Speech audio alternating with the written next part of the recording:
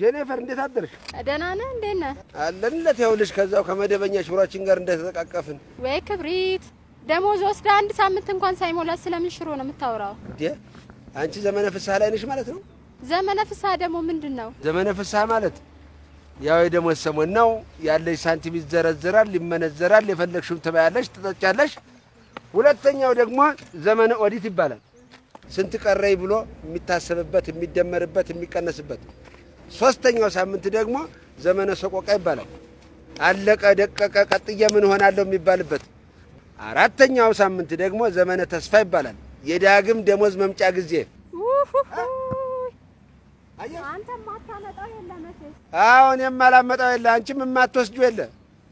ለነገሩ አሁን ድጋሚ ብጠይቅሽ ምንም አታቂ። አንቺ እኮ ያው ትምህርት ቤት ውስጥ ነው እንጂ ያለሽው ዕውቀት የለሽም። ኩኩኩ ትላለች ነግሬ። ወይኔ እንደው አንድ ቀን ባገኘሁሽ